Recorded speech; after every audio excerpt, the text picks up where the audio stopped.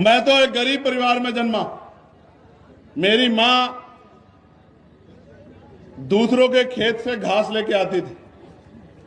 मैं स्कूल से आता था, उस घास की गठरी को पकड़ के लेके आता था कि अपनी मां का बोझ थोड़ा सा कम कर सकूं।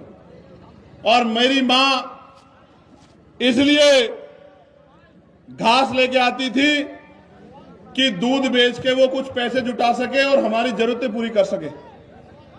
आज भी हमारी माएं बहनें बहुत बड़े पैमाने पे खेत ना होते भी खेतों में जाके घास लाके दूध बेच के अपने घर को चलाने का काम करती। मैं ऐसी मातृशक्ति को जय भीम करता हूं। मैं उस मातृशक्ति की हिम्मत को दाद देता हूं, लेकिन मैं अपनी मां बहनों से कहना चाहता हूं वो दिन दूर नहीं कि किसी के खेत में मेरी मां बहनों को जाने की जरूरत नहीं पड़ेगी। राज कहा जाएगा तो इस सारी सरकारी जमीन का बंटवारा करके गरीबों में बांटने का काम करेंगे हम लोग, याद रखें। मैं फिर कह रहा हूं,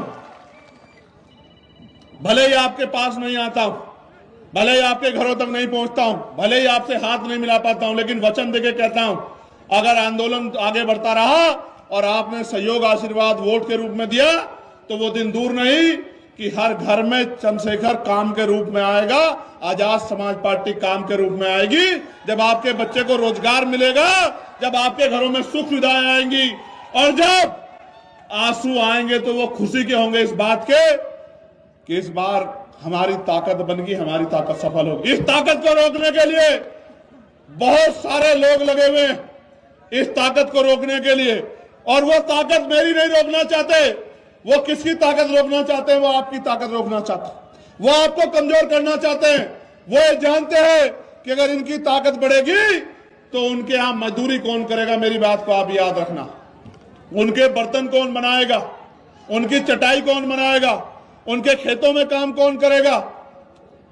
तमाम तरह के जो उनके अपमान का जो काम करना पड़ता है वो कौन करेगा, उनके सफाई का काम कौन करेगा, सीवर में कौन उतरेगा, मैला कौन उठाएगा।